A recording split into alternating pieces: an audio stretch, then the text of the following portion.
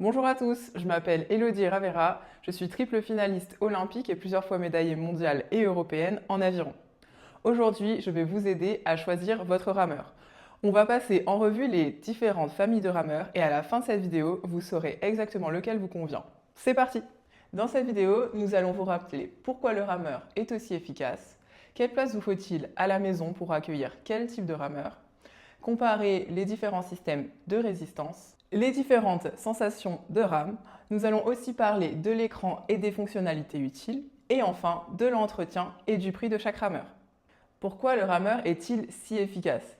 Il travaille l'ensemble de votre corps tout en travaillant votre cardio. Grâce à lui, vous aurez aussi une bonne posture et une routine santé de long terme efficace.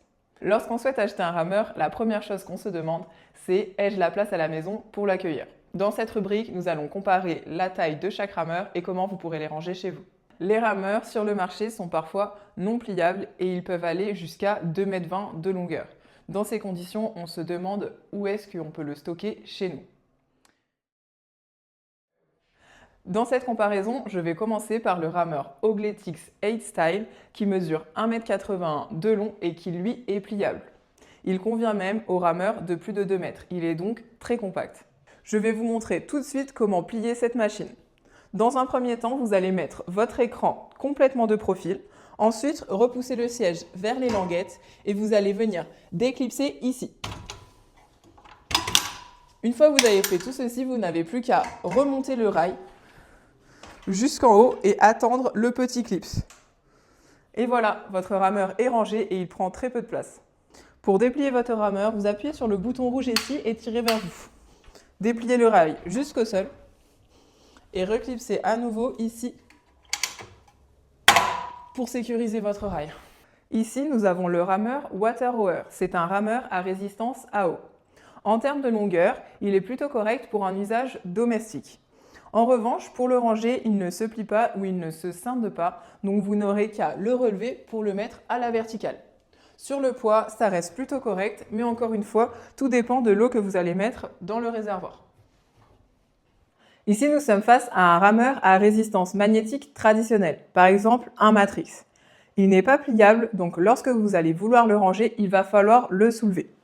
Faites attention sur ce genre de rameur, c'est assez lourd, donc pas toujours pratique pour le ranger. Nous avons ici un rameur à résistance à air, le concept 2.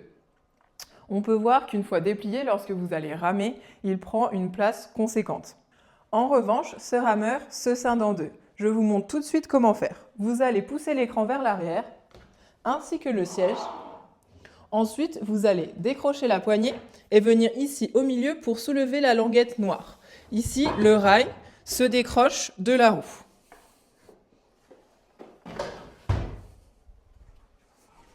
Je vous montre maintenant comment raccrocher les deux parties ensemble. Vous allez prendre la roue, la remettre à l'horizontale et prendre de l'autre côté votre rail. Ici, vous allez remettre le rail au milieu des deux pieds.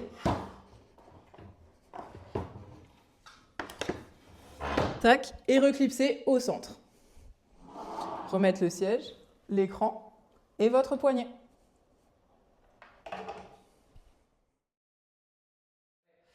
Sur le Water Rower, nous avons une résistance à eau. Elle est donc dépendante du niveau d'eau que vous allez mettre dans votre réservoir. Lorsque vous ramez, vous allez entendre le bruit de l'eau. Cela peut vous rappeler le bruit que vous avez lors de vos entraînements sur le bateau. Le rameur Concept 2 a une résistance à air. Cela peut donc être bruyant lors de vos entraînements à domicile. L'autre inconvénient est que lorsque vous allez ramer, cela va produire de l'air et peut déplacer de la poussière dans votre appartement.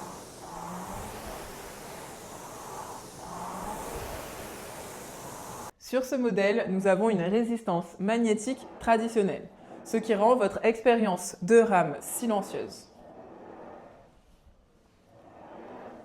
Enfin, passons à la résistance de l'Ogletix. C'est une résistance magnétique contrôlée électroniquement. Cela comporte de nombreux avantages. Le premier, c'est que lorsque vous ramez, ce sera silencieux. Enfin, vous pouvez aussi contrôler la résistance pendant votre entraînement et la modifier à tout moment à partir de l'écran. Et pour finir, cette résistance vous procure des sensations de rame fluide.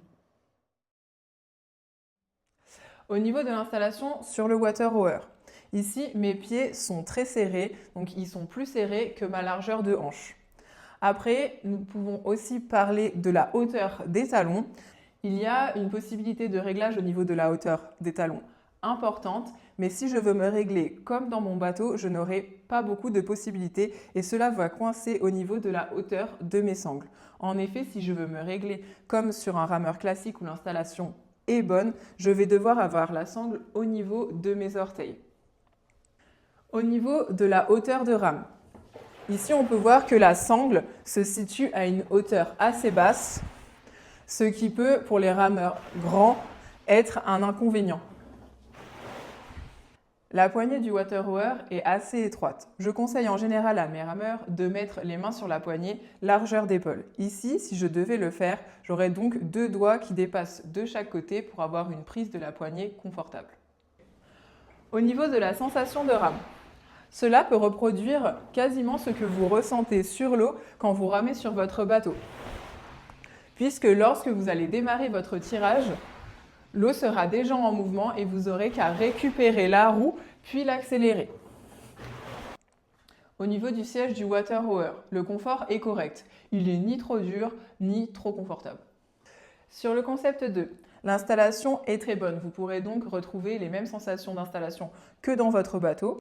Les pieds sont installés largeur de hanche, au niveau de la hauteur de vos pieds. Elle est réglable et il y a plusieurs possibilités qui vous permettent d'être confortable lors de votre entraînement. Pour la hauteur de tirage, lorsque vous allez ramer, la hauteur de tirage est bonne puisque vous pouvez avoir vos mains alignées avec vos épaules et tirer de manière horizontale. Lorsque je rame, les sensations de rame sont bonnes. C'est-à-dire que ma résistance est régulière tout le long du cou et cela reproduit la résistance que je peux avoir lorsque je rame sur l'eau. Le siège du concept 2 est ferme, ça peut donc être gênant lors des entraînements longs. Au niveau des sensations de rame sur le Matrix, vous avez une forte résistance au début de votre tirage, ici, mais celle-ci peut être légèrement irrégulière au fur et à mesure de votre entraînement. Pour l'installation, votre siège est plutôt confortable sur le Matrix. Pour ce qui est de l'écartement des pieds, il est supérieur à l'écartement de vos hanches. Donc là-dessus, il faut aimer et vous avez les pointes de pied légèrement vers l'extérieur. Donc une petite rotation externe. Ça peut être confortable pour certains, mais un peu moins pour d'autres. Pour ce qui est de la hauteur de tirage. D'après moi, la hauteur de tirage est assez bonne puisque lorsque vous ramez, vous avez les mains à la hauteur des épaules. Ceci rend l'expérience de rame confortable. Enfin, vous avez une marge de réglage importante pour régler la hauteur de vos talons. Cela vous permet d'avoir une marge importante pour l'installation et d'être bien confortable. Sur l'installation générale, ce rameur est plutôt bon. Le dernier rameur dont nous allons parler est le Ogletix 8 Style. Ici, on peut voir que l'installation de ce rameur est très bonne puisqu'elle se rapproche de l'installation que vous pouvez trouver dans un bateau. Parlons en premier lieu de la hauteur des pieds. Ce réglage-là est très bien conçu puisque vous avez une bonne capacité de réglage entre un réglage des pieds hauts ou des pieds plus bas, ce qui va vous permettre de trouver le bon réglage adapté à votre morphologie. Enfin, pour ce qui est de l'écartement de la planche de pied, on peut voir que vos pieds sont bien positionnés puisqu'ils sont ni trop écartés ni trop resserrés, ce qui va vous permettre, lorsque vos pieds seront dans la planche et sanglés, d'être alignés avec l'insertion de vos fémurs. Donc, point très positif. Parlons maintenant de la hauteur de tirage. Lorsque vous allez prendre la poignée et ramer, vous pourrez voir que durant votre effort, durant la propulsion, la poignée sera à la hauteur de vos épaules. Ça va vous permettre d'être bien puissant, d'être bien relâché et d'être efficient dans votre mouvement. Le siège du Ogletix est très confortable. Ce sera donc optimal pour vos entraînements longs. L'écran du concept 2 est basique, mais néanmoins, il comporte toutes les informations nécessaires à un bon entraînement. Vous aurez la cadence, la puissance en plusieurs unités, les mètres ainsi que le temps de votre entraînement. Il y a aussi différentes fenêtres de disposition, donc différentes présentations. L'écran comporte un rétroéclairage pour une meilleure visibilité. Sur les données, vous aurez aussi la courbe de force et la seule donnée manquante est la longueur de votre coup de rame. Au niveau de la connexion, votre écran se connecte via le Bluetooth à votre ceinture de fréquence cardiaque et à votre téléphone. Au niveau de l'écran, il se situe sur votre droite. Donc lors de votre pratique, il faudra tourner légèrement la tête pour voir les données. Les données, ce sont des données classiques qui sont nécessaires pour un bon entraînement. Vous aurez les mètres, la cadence ainsi que votre puissance. Pour l'écran du Matrix, vous avez les données nécessaires à un entraînement correct, c'est-à-dire votre puissance, votre temps au 500, la cadence, le temps total effectué lors de votre entraînement et les mètres. Ça reste un écran très basique, gris avec les données écrites en noir. Sur celui-ci, il n'y a pas de compatibilité avec le Bluetooth. Vous ne pourrez donc pas connecter votre ceinture de fréquence cardiaque ou votre téléphone avec les applications. Sur le rameur Ogletix, vous avez un grand écran 15 pouces qui est tactile. Lors de vos entraînements, vous aurez accès à toutes les données nécessaires et importantes. Ici, on voit la cadence, la puissance, la vitesse, mais aussi vous pourrez avoir accès à votre longueur de tirage, qui est une donnée importante pour être sûr de votre efficience. Vous pouvez aussi vous balader dans différentes villes grâce à une carte ou alors vous divertir grâce à des applications et regarder des films ou des séries. Cet écran a aussi une connectivité Bluetooth pour votre ceinture de fréquence cardiaque. L'avantage avec le rameur Ogletix 8 Style, c'est que vous êtes accompagné tout le long de votre entraînement par un coach virtuel. Ce coach virtuel va pouvoir vous évaluer sur chacun des thèmes ici grâce à des capteurs qui sont situés dans le rameur. Le coach virtuel évaluera votre technique sur les 5 erreurs les plus fréquentes commises sur le rameur. Pour l'entretien de votre water rower, le principal travail va se passer ici. Il va falloir enlever ou remettre un petit peu plus d'eau pour changer votre résistance et surtout vous allez devoir changer régulièrement l'eau puisque des algues peuvent se former. Il faudra également le nettoyer. Sur votre concept 2, vous allez devoir nettoyer le rail et huiler la chaîne de temps en temps ainsi que nettoyer le volant. Pour cela, vous allez devoir ouvrir la roue juste ici. Ce rameur est quasi sans entretien. Vous n'aurez juste qu'à nettoyer le rail une fois de temps en temps.